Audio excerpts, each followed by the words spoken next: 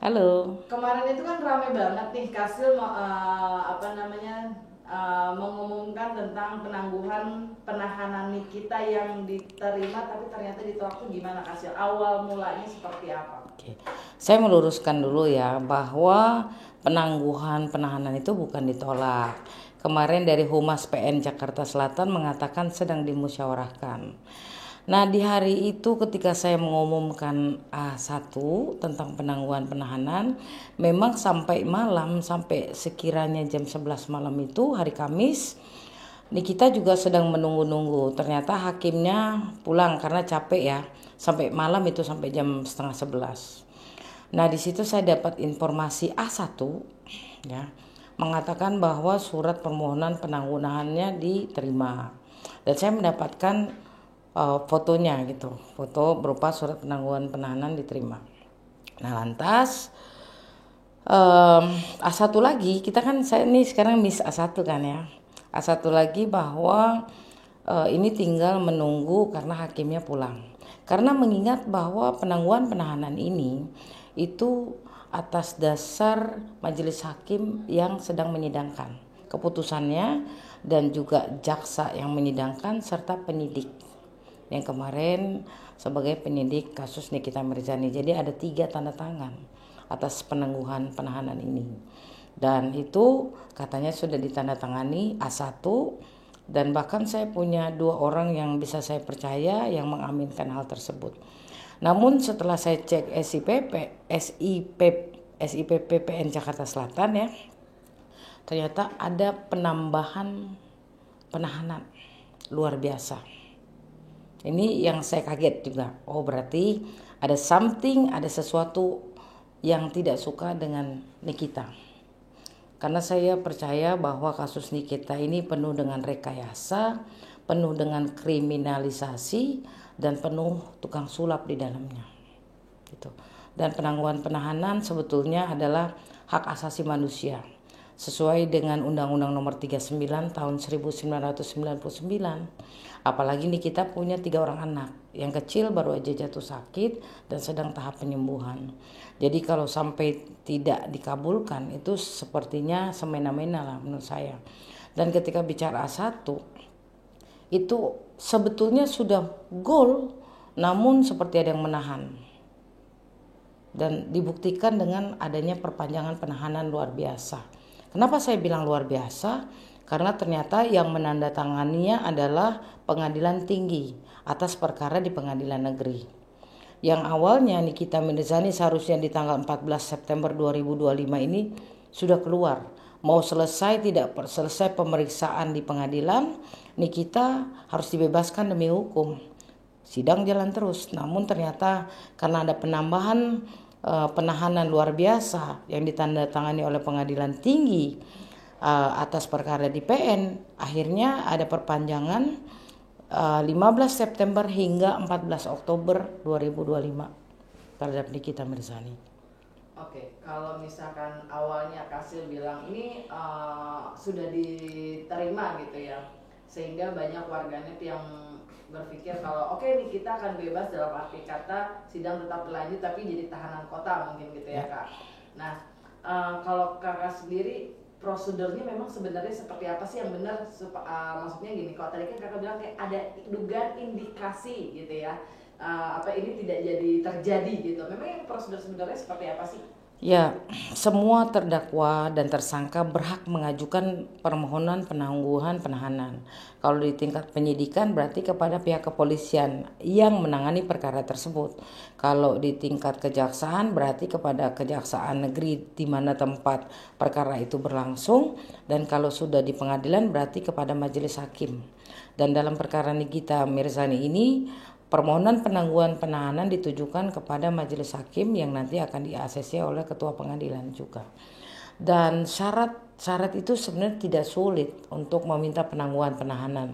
Yang pertama, jangan pernah melarikan diri. Yang kedua, tidak melakukan tindak pidana lain. Yang ketiga, tidak menghilangkan barang bukti. Dan penangguhan penahanan ini memerlukan jaminan.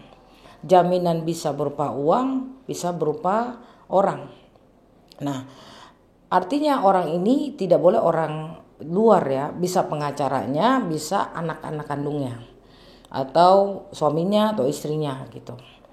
Nah, tapi keributan di luar sana adalah ketika penangguhan penahanan mana bisa diterima kalau sanksi hukumannya 20 tahun. Kan gitu. Sementara pasal yang diterapkan kepada Nikita Mirzani ini ada 3 undang-undang. Yang pertama adalah pasal 45 ayat 10, Jungto pasal 27B ayat 2 UU ITE, kemudian diataukan 369 KUHP dan pasal 3, 4 dan 5 UU TPPU. Kalau pasal 27B ayat 2 ini sanksi hukumannya paling tinggi 6 tahun. Kalau pasal 369 KUHP sanksi hukumannya paling tinggi 4 tahun. Kalau UTPPU paling tinggi 20 tahun. Memang, namun mengingat ini masih bentuknya dakwaan, perlu dibuktikan di persidangan. Adanya pemeriksaan di persidangan, barulah kalau 27B terbukti, 369 terbukti atau salah satunya, UTPPU itu tidak serta-merta juga berlaku. Karena apa? Untuk UTPPU ini juga harus merujuk kepada syarat dan kondisi di pasal tersebut. Unsurnya masuk apa enggak? Unsur menghilangkan, unsur menyamarkan harta atau uang yang berasal dari tindak pidana. Kalau kita kaitkan dengan pasal yang disangkakan kepada Nikita di awal 27B ayat 2, kemudian 369 KUHP, ini masuk gak ke dalam TPPU?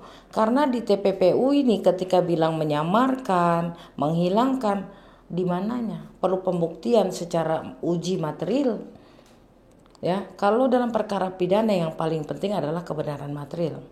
Kita tahu semua bahwa ketika adanya business settlement, penyelesaian sengketa reputasi antara RG dengan Nikita Mirzani, itu ada kesepakatan yang orang bisnis pasti paham, itu disebutnya business settlement. Tolong dong jangan review jelek produk saya, kamu tolong review yang bagus-bagus, saya bayar deh. Business settlement namanya. Dan tolong jangan direview lagi, nanti nama saya jelek sebagai dokter. Itu artinya ada business settlement juga tentang reputasi. Di mana unsur pemerasannya? Setelah saya melakukan kajian dan penelitian, saya melihat di video lama di tahun 2024 ada seseorang akademisi yang juga praktisi mengatakan ini pemerasan. Tidak heran hingga hari ini orang menganggapnya ini pemerasan karena pada saat Nikita ditangkap sebagai tersangka dan ditahan, pasalnya masih 368. Setelah tahap kedua diserahkannya tersangka berikut barang bukti, dirubahkan menjadi 369 KUHP. Inilah yang kemudian di masyarakat menjadi rancu. Nikita tetap disebutnya pemeras karena pasal yang disangkakan pemerasan. Kalau perbandingan antara 368 dan 369 ini kan jauh, namun alatnya sama, yaitu ancaman. Kalau pasal 368 ini ancaman dengan kekerasan. Sampai situ. Namun kalau 369 ancaman pencemaran nama baik atau membuka rahasia. Contoh namanya si Budi. Budi, saya tahu loh perlakuan kamu sama istrimu. Saya nanti kasih tahu semua orang. Itu bentuknya ancaman kan. Lantas dibilang saya kasih tahu kepada semua orang. Saya siarkan di TikTok, di YouTube nanti ya. Atau saya bilangin tetangga, bentuknya ancaman. Belum terjadi, ya kan? Namun masyarakat kita keburu dicuci otaknya dengan pasal 368. Pemerasan katanya. 368 ancaman dengan kekerasan. Gak usah jauh-jauh logika hukum tentang kekerasan. Kekerasan verbal atau kekerasan badan kan? Kalau kekerasan verbal artinya nanti kubunuh kau. Nanti artinya ancamannya. Kubunuh kau perbuatannya. Kan ancaman kekerasan. Atau pokoknya kamu lewat mana. Jangan sampai kamu saya lihat, saya bacok kamu. Itu ancaman dengan kekerasan. Namun di 369 berbeda, yang sekarang pasal yang diterapkan oleh kepada Nikita. 369 ini ancaman pencemaran nama baik atau membuka rahasia. Pencemaran nama baik mana yang dilakukan oleh Nikita? Mengingat 17 halaman surat dakwaan tidak ada tentang ancaman tersebut. Karena ketika review produk sudah terjadi. Ketika bicara reputasi dia sebagai dokter sudah terjadi. Ancaman itu sesuatu yang belum terjadi. Kemudian ketika bicara atau membuka rahasia yang mana? Apakah ketika Mail punya struk pembelian dari e-commerce itu merupakan rahasia? Tidak. Tidak ada rahasia di dalamnya. Jadi saya melihatnya surat dakwaan ini itu absurd, halusinasi, ilusi dari bentukan BAP. BAP dari siapa? BAP dari saksi korban. Ini BAP diambil oleh jaksa penuntut umum, diberikan yang memberikannya penyidik. Bentuknya BAP, lantas dirangkai menjadi dakwaan. Itu dakwaan tuh dari BAP. BAP siapa? Otomatis paling besar kontribusinya adalah BAP saksi korban. Reza Gladys mengatakan, Mail minta uang sama saya. Terusnya saya disuruh bayar.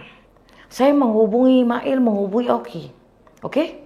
Itu rangkaian 17 halaman surat dakwaan isinya percakapan. Ini bukan percakapan di warung kopi. Ini bukan percakapan di nasi padang. Ini bukan percakapan di teras rumah tetangga. Tapi percakapan dari sebuah handphone. Sebagai orang di luar pihak, saya intip SIPP PN Jakarta Selatan, pidana umum, kemudian cari perkara nomor 362 Nikita Mirzani, klik, terbukalah semuanya. Bahkan Melvina Devina itu tidak ada masuk di dalam daftar saksi jaksa penuntut umum, kok tiba-tiba hadir? Sungguh heran juga sih saya. Namun kita kembali ke barang bukti. Saya klik barang bukti, di situ tertera satu handphone iPhone 15 warna hitam, satu flash disk abu-abu merek Acer, satu flash disk robot warna hitam, satu akun WhatsApp, satu dokumen print out dari percakapan WhatsApp, satu bundel transaksi, satu bundel bukti transfer.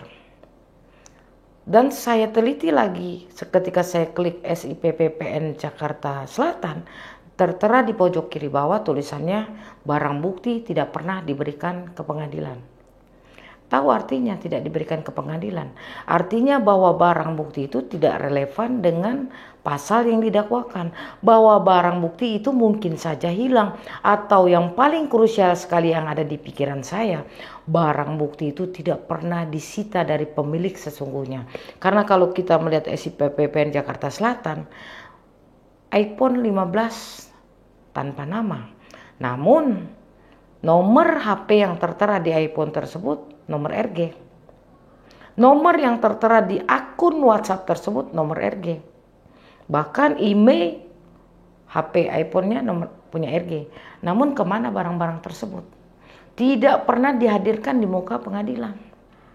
Pasal 183 KUHP. Tidak boleh seorang hakim memutuskan seseorang bersalah jika tidak ada dua alat bukti cukup yang sah secara hukum. Alat bukti apa? 184 KUHP, keterangan saksi, keterangan ahli, surat petunjuk, dan keterangan terdakwa. Selama ini berminggu-minggu kita dipertontonkan hanya dua alat bukti. Yang pertama saksi, kedua ahli. Kemudian suratnya mana? Surat itu bentuknya berarti transaksi dan bukti transfer kan. Kemudian petunjuk lainnya HP sebagai sumber suara yang katanya bercakap-cakap. HP sebagai sumber percakapan dari akun WhatsApp tidak pernah dihadirkan di muka sidang. Artinya hingga hari ini menurut saya jaksa penuntut umum gagal membuktikan bahwa Nikita bersalah karena dakwaannya otomatis gugur. Gitu. Oke. Ini yang dimaksud adalah bentuk fisik si handphonenya. Fisik. Oh ya, karena kalau WhatsApp ini dibuka ya, maksudnya chatnya dari beberapa persidangan sebelumnya ya. Betul. Tapi bentuk fisik yang Nikita bilang handphonenya disita itu yang belum kelihatan gitu. Betul. Ya hasilnya.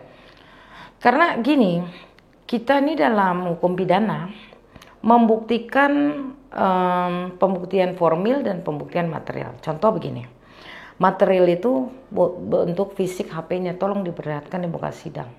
Lantas, HP ini adalah sumber dari segala sumber yang dituangkan di dalam surat dakwaan sebanyak 17 lembar. Sumber dari segala sumber ini tidak pernah diperlihatkan di pengadilan. Ketika kemudian jaksa memperlihatkannya di muka pengadilan, tidak serta-merta kita harus bahagia dan girang ini. Karena ini memerlukan validasi formil. Apakah HP ini pernah disita? Tolong tunjukkan kepada kita surat perintah penyitaannya mana. Nomor berapa? Tunjukkan kepada kita berita acara sitanya mana. Nomor berapa? Lantas semua barang sitaan ya, itu wajib dibawa ke pengadilan untuk mendapatkan surat penetapan barang sita yang resmi dan sah. Itu formilnya. Lantas ada 5 bukti digital yang harus diteliti di laboratorium digital forensik. 1 HP, 2 flash disk, ya, kemudian akun WhatsApp dan hasil printout WhatsApp. Ini semuanya tidak serta-merta bisa dibrek di depan kita, tapi wajib dibawa ke laboratorium digital forensik untuk menguji keasliannya, untuk menguji apakah betul HP tersebut sumber dari suara rekaman yang kemarin beredar di TikTok. Apakah sumber rekaman ini yang dituangkan di dalam flash disk abu-abu dan hitam tersebut. Hingga hari ini pun flash disk tidak pernah dikeluarkan, tidak pernah diperdengarkan di pengadilan. Kewajibannya harus diperdengarkan dong di pengadilan agar kita paham isinya sebenarnya apa. Apakah suara, apakah video, kita hingga hari ini belum tahu. Dan pasal 66 KUHP, kewajiban pembuktian ada di tangan jaksa penuntut umum, bukan di terdakwa, bukan di Nikita Mirzani, bukan di penasihat hukum atau pengacaranya Nikita Mirzani. Harus dari jaksa penuntut umum. Ini sangat saya sayangkan. Saya menghimbau kepada pihak Nikita Mirzani, mulai tanggal 11 nanti hari Kamis, tanyakan, tuntut jaksa penuntut umum untuk menghadirkan barang bukti fisik. 5 barang bukti fisik ini yaitu HP iPhone 15, 2 flash disk hitam dan abu-abu, akun WhatsApp dan printout WhatsApp, agar bisa diuji, agar bisa diteliti, agar hakim dengan keyakinannya bahwa ini alat bukti yang sah bisa dipertontonkan di muka sidang, dan itu sebuah kewajiban. Di beberapa waktu sidang lalu kan memang dikeluarkan bukti chat ya, maksudnya dibahas bukti chat gitu kan, Kasil. Ini dengan kata lain menduga kalau semua bukti chat yang dikeluarkan itu berasal dari handphone Reza Gladi semua, bukan dari handphone Niki yang sudah disita gitu, atau gimana? Ya, kalau udah di persidangan kita nggak boleh menduga lagi. Itu tempatnya memeriksa semua alat bukti wajib di muka sidang. Wajib ada syarat formil, ada syarat material. Syarat formilnya ini kan barang sitaan berarti. Yang disita, yang kewajibannya dihadirkan di muka sidang. Kalau cuma sekedar print out WhatsApp dan juga tidak pernah diteliti ternyata oleh ahli bahasa atau oleh ahli IT atau diberikan kepada ahli pidana, ini apa? Jadi saksi ahli yang dihadirkan oleh jaksa penuntut umum, saya rasa nilai pembuktiannya 0. Karena ahli IT tidak pernah memeriksa barang bukti digital. Sama sekali tidak ada. Bahkan printout WA pun dia bilang tidak pernah pegang. Lantas untuk apa dihadirkan oleh jaksa penuntut umum? Gara-gara ahli IT inilah yang sudah diperiksa oleh pengadilan, Nikita hari ini ditahanan, di penjara. Lantas ada ahli bahasa. Ahli bahasa kewajibannya secara linguistik memahami bahasa yang kewajibannya diperdengarkan dong. Karena surat dakwaan ini berdasarkan katanya dari rekaman suara. Kenapa nggak diperdengarkan oleh ahli bahasa? Kenapa kemudian chat WhatsAppnya tidak diberikan oleh ahli bahasa? Karena kadang-kadang kalau bahasa gaulnya A1-nya bagusnya begini kan. Ini ada bahasa gaul, bahasa Indonesia, bahasa Sunda, bahasa Jawa, bahasa Batak dan sebagainya. Karena harus diterjemahkan dalam bahasa linguistik. Dan sebagai ahli bahasa, dia harus mampu menerjemahkannya sebagai digital linguistik. Ini pakai bahasa apa nih harus diterjemahkan kan? Digital linguistiknya mana? Tidak pernah terjadi. Maka kemarin kenapa menjadi bulan-bulanan ketika ahli datang? Memang nggak substantif. ahlinya datang sebagai ahli, pertanyaannya sebagai apa, sehingga saling berbenturan. Dan saya melihat ahli ini ternyata hanya diperlihatkan, bukan diperlihatkan, dibacakan printout dan sudah berkesimpulan kalau itu pemerasan. Ini kan sungguh absurd. Ini mohon maaf sekali ya. Mungkin sebagai praktisi hukum, kita seringkali menemukan ahli ini kadang-kadang, mohon maaf ya para ahli, mohon maaf sekali, kadang-kadang ikut kepada siapa yang bayar, kepentingan siapa yang bayar. Ini seringkali terjadi. Dan sebagai penegak hukum, kami ini pengacara salah satu yang disebut penegak hukum, jiwa saya bergolak.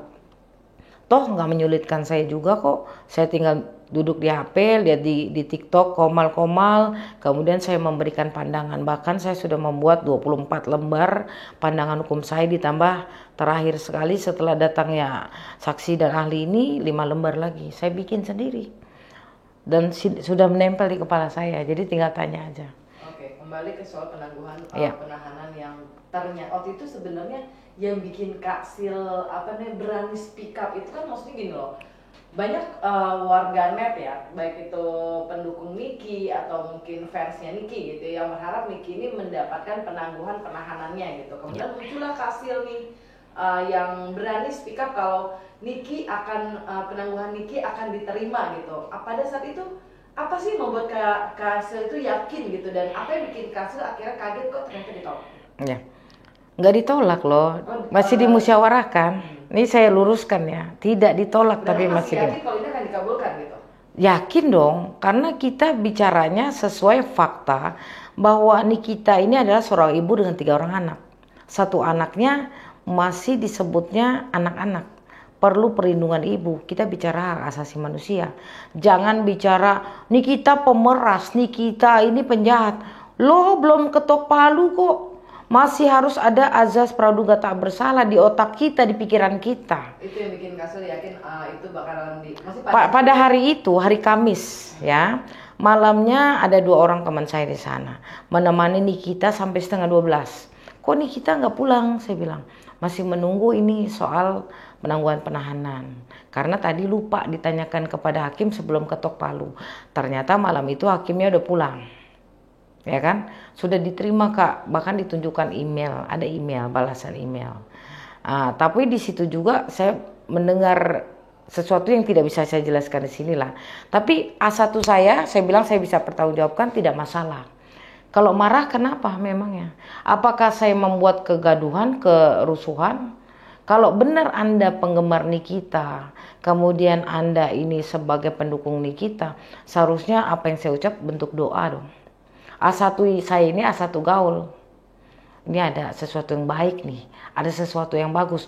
Kalau orang menyangka A1 saya ini adalah informasi yang akurat dipercaya, memang karena dari mulut saya.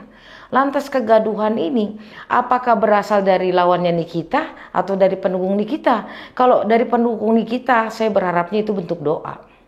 Nah, ini dari Seteru ya. Dari Seteru pun banyak yang menyindir masalah A1 yang diduga adalah tentang statementnya Kak Sil yang menyatakan sempat Nikita penangguhan penahanannya ternyata dianggapnya ditolak sama mereka. Pokoknya A1 itu seolah diduga menyindir Kak Sil. Kak Sil menanggapinya gimana nih? Ya saya menanggapi santai aja, karena saya seorang praktisi hukum dan saya di luar para pihak kan.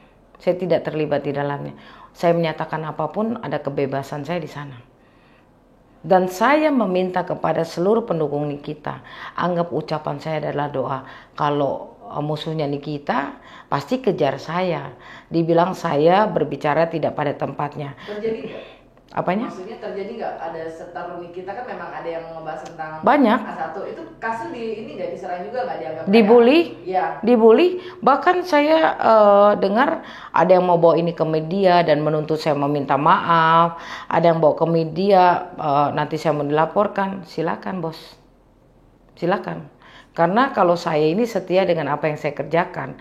Ketika saya membela seseorang, saya akan setia. Walaupun itu nanti resikonya besar, Saya tidak peduli. Karena A1 saya ini adalah tentang sebuah kebebasan seseorang. Dimana kalau kita bicara penahanan, 120 hari paling lama di penyidikan dihabisi nama polisi. Waktu itu Nikita ditahan 120 hari loh. Kemudian di tingkat penuntutan paling banyak 50 hari. Nikita di sana 30 hari. Kemudian di tingkat pengadilan yang harusnya 30 plus 60. 14 September ini habis, tiba-tiba ada penambahan penahanan luar biasa dari pengadilan tinggi untuk menandatangani perkara PN ini. Ditambah lagi 30 hari. Coba bayangkan teman-teman, ada apa dengan kasus Nikita? Kalau bukan adanya kriminalisasi, kalau bukan adanya sebuah katakan bukan sebuah subjek hukumnya seorang Nikita ini karena sebuah kebencian atau dendam dari sekelompok orang. Tidak mungkin ini terjadi. Pasal 27B sanksi hukumannya cuma 6 tahun kok. Pasal 369 sanksi hukumannya cuma 4 tahun. Tetibanya kenapa dimasukin pasal UTPPU? UTPPU ini adalah hasil kejahatan. Hasil kejahatan tindak pidana berat. Contoh tindak pidana beratnya ada 5 nih. 5 doang, gak ada yang lain. Pembunuhan, penganiayaan berat, pencurian berat, nah kemudian korupsi, dan terakhir narkotika. Yang mana? 369, 27B yang mana? Nggak masuk UTPPU. Ini pasal pesanan. Mohon maaf. Kasil menanggapi fans kubu sebelah yang membuli Kasil mungkin dengan kayak, mohon maaf ya, sok tahu lah atau apa, gimana Kasil?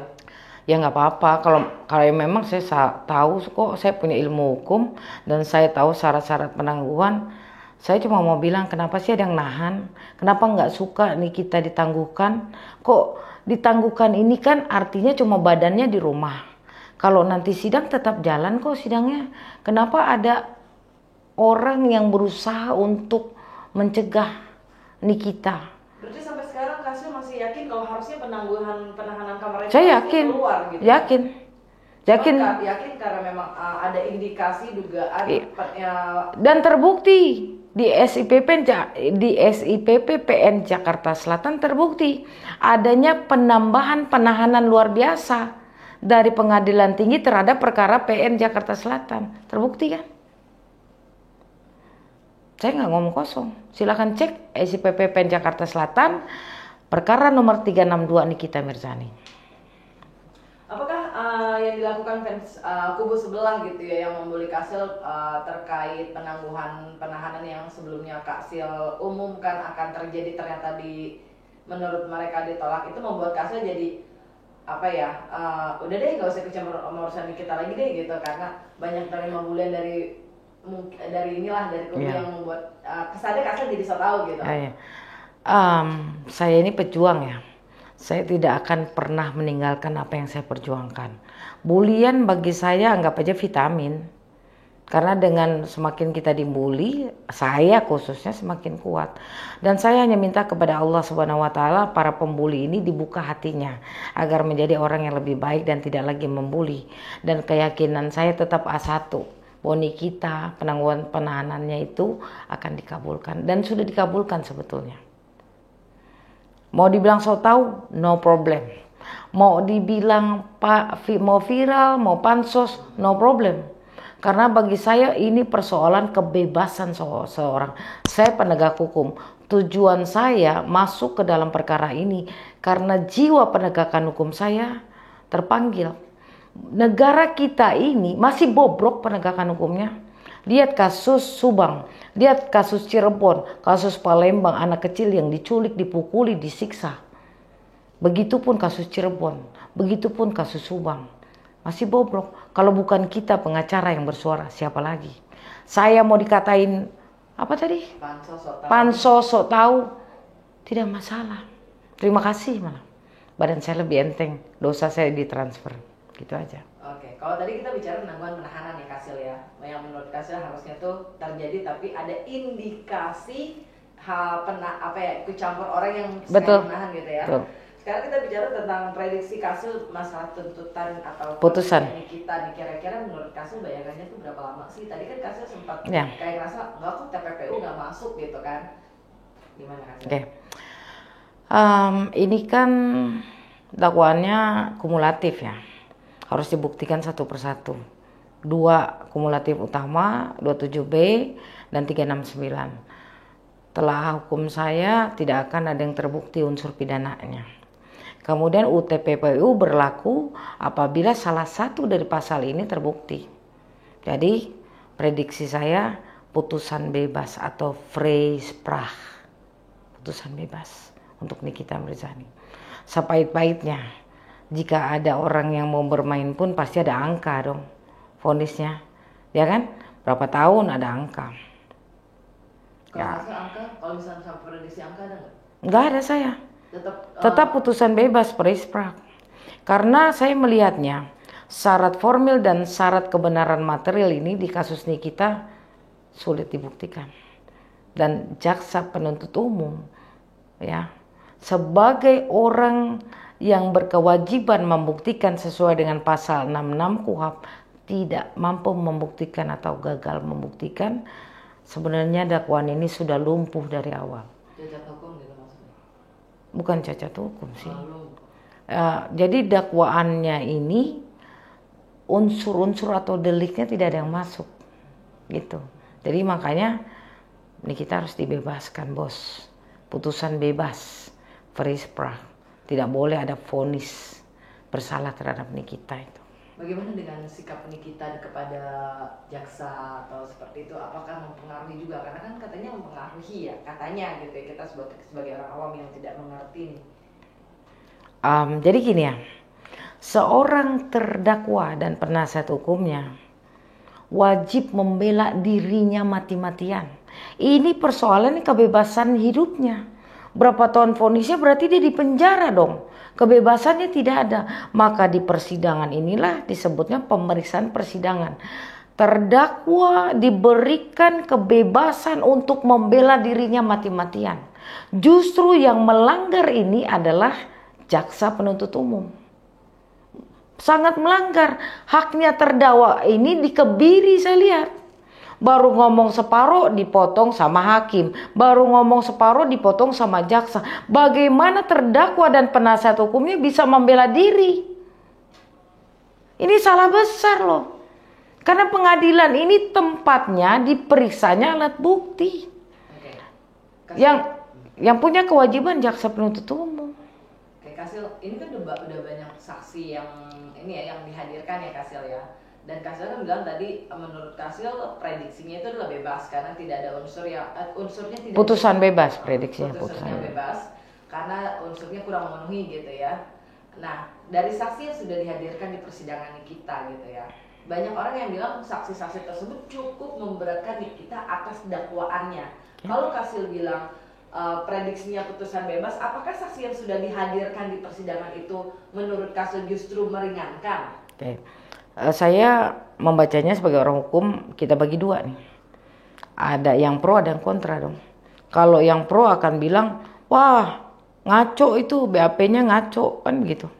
Bagi yang kontra bilang, udah cocok. Bagi yang pro bilang, ini udah cocok dengan surat dakwaan. Bagi yang kontra bilang, wah ngaco-ngaco BAP-nya ini. Tuh kita nggak pegang juga kan BAP-nya, ya kan? Tapi kalau saya lihatnya nggak ke sana. Karena saksi yang paling utama itu saksi korban. Kalau saksi yang sudah dihadirkan oleh jaksa penuntut umum disebutnya saksi the charge, saksi yang memberatkan. Fungsinya dia hanya sebagai petunjuk untuk saksi korban. Jadi kembali lagi pasal 184 KUHP ada keterangan saksi, keterangan ahli, surat petunjuk dan keterangan terdakwa. Lantas keterangan saksi yang dimaksud ini otomatis adalah keterangan saksi korban. Kalau kita mau jujur, kok keterangan saksi korban malah melenceng daripada surat dakwaan dan BAP-nya, karena BAP sama dakwaan ya saudaraan. Dakwaan ini asalnya dari BAP. Kok nggak nyambung, jaka sembung nih, kan gitu. Nah, untuk menguatkan dakwaan atau saksi korban ini dikuatkan dengan apa? Dengan keterangan ahli, dengan surat ya kan? Dengan petunjuk dan keterangan terdakwa. Kelima alat bukti ini harus dibuktikan di persidangan. Keterangan ahli kemarin saya pikir jangankan 50-50, pasti di bawah 50%. Lantas keterangan para saksi, khususnya saksi korban, masih unus testis nullus testis. Pasal 185 ayat 2, satu saksi bukan saksi. Ini saksi korban masih berdiri sendiri. Karena saksi-saksi yang dibawa ini kagak nyambung dengan keterangan saksi korban. Masih berdiri sendiri nih, satu saksi bukan saksi. Jadi dibantunya dengan apa? Dengan keterangan ahli. Ternyata ahli pun ternyata tidak bisa bantu dia nih. Gugur lagi. Terus surat. Mana suratnya? Bentuk surat. Misalnya bukti transfer, bukti transaksi. Ya kan? Mana? Belum diperlihatkan sama sekali. Yang keempat, petunjuk. Petunjuk ini, saksi-saksi ini disebutnya petunjuk nih, untuk menguatkan kan. Saya bilang nih baru berdiri sendiri nih. Harusnya kan minimal 2 alat bukti kan. Alat bukti baru 1, saksi korban. Kemudian petunjuk. Petunjuk itu bisa handphone, bisa flash-disk 2, bisa akun WhatsApp, bisa print out chat. Mana? Gak ada dong, masih berdiri sendiri lagi. Keterangan terdakwa, otomatis terdakwa menerangkan siapa dirinya dengan 2 hak. 2 hak dipunyai terdakwa, hak ingkar, ya kan? Dan hak tidak menjawab. Hak ingkar artinya saya tidak bersalah, saya tidak pernah melakukan itu hak ingkar. Kalau hak tidak menjawab artinya ketika ditanya majelis hakim tidak tahu. Saya tidak tahu. Bukti chat, print out chat bukannya udah ditunjukin ya, dan untuk yang bukti transfer bukannya udah ditunjukin untuk ini ya, untuk sidang ya? Maksudnya kebenaran materialnya sudah ditunjukin belum? Arti kebenaran material tolong diberikan, diperlihatkan dong di muka persidangan. Izin yang mulia majelis hakim, ini adalah barang bukti kami. Izin ke depan majelis hakim, silakan penasihat hukum untuk maju melihat. Pernah nggak kayak gitu? Nggak ada kan? Secara formilnya aja tidak dijalankan. Materialnya, barangnya, bendanya nggak diperlihatkan juga. Cuma dibacakan kan? Betul? Lantas terhadap barang bukti ini, apakah menjadi alat bukti yang sah ketika syarat materialnya belum terpenuhi? Ini udah disita belum? Ada surat perintah penyitaan belum? Ini ada berita acara sita belum? Yang ditandatangani oleh pemilik chat ini. Yang ditandatangani oleh 2 orang saksi lainnya udah ada belum? Majelis hakim apakah sudah ditetapkan sebagai barang sita terhadap chat ini? Kalau belum, mohon maaf, nilai pembuktiannya 0. Mau dibacakan sampai berbusa dari pagi sampai malam lagi, nilai pembuktian 0. Karena syarat formilnya saja belum terpenuhi. Syarat materialnya, ini lembarannya ada, nggak bisa bos. Nggak bisa. Itulah kekuatan saya ketika saya bilang, Nikita wajib diputus bebas. Syarat material formilnya nggak masuk bos. Oke. Tapi maaf ya Kasel ya, ada nggak sih ketakutan kalau misalkan ternyata prediksi Kasel lagi-lagi nanti ternyata, kan yang pertama aja nih Kasel menduga ada indikasi kriminalisasi ya, dugaan terhadap kriminalisasi gitu kan. Nah sekarang prediksinya katanya kalau prediksi Kasel akan bebas, putusannya bebas gitu kan. Ada ketakutan nggak bakal salah nanti gimana ya gitu? Enggak ada. Kalau saya bicara hukum berdasarkan kajian ilmiah saya, berdasarkan penelitian saya, berdasarkan telaah hukum yang saya buat. Kalau ternyata putusannya tidak betul atau tidak sesuai prediksi saya, hakim yang memutuskan, salahkan hakimnya. Apakah hakim ini merah putih terhadap negara? Apakah hakim ini amanah dengan profesinya? Apakah hakim ini takut akan api neraka atau tidak? Lantas yang kedua, apakah pledoi dari pengacaranya ini susunannya udah benar belum? Dimasukin nggak nih unsur-unsur yang meringankannya? Seperti saya tadi bilang barang bukti, kan pledoi ini harus mencakup semuanya. Nah kemudian dibalas lagi dengan replik jaksa. Ketika jaksa membuat replik, pengacara berkewajiban membuat duplik. Apakah dupliknya udah benar atau belum? Kalau prediksi saya, karena saya sudah buat telaah hukum ya kan, berdasarkan pasal-pasal yang didakwakan, berdasarkan barang bukti, alat bukti yang ada, saya bilang putusan bebas. Namun kalau nanti pledoinya lemah, dupliknya lemah, masa saya yang disalahin? Kan begitu. Saya bukan para pihak, saya prediksi, kecuali saya para pihak, terus saya pengacara, saya bilang saya berharap putusannya bebas. Nggak boleh kan kita menjanjikan kemenangan. Paling saya kalau di parlemen, saya berharap putusannya bebas. Tapi karena saya di luar pihak, terserah saya mau ngomong apa kek. Terus kalau ternyata putusannya di luar dari prediksi saya, bukan pertanggungjawaban saya. Tapi untuk saat ini menurut Kasil putusannya prediksinya bebas? Sampai saat ini? Sampai nanti akhir saya akan bilang putusannya bebas. Dibully lagi dengan senang hati. Karena ilmu saya magister hukum pidana militer. Ya, ilmu saya ini ilmu yang mahal. Saya sudah sama profesor saya ini saya sudah dikasih nilai A. Magna cum laude 3,90 nilai saya. Tertinggi di kelas. Lantas apa yang mau diragukan dari saya? Dari tadi saya ngomong pakai kertas nggak? Lihat HP nggak? Karena semua di luar kepala saya. Kalau ternyata prediksi saya kata orang salah, ini bukan masalah salah dan benar.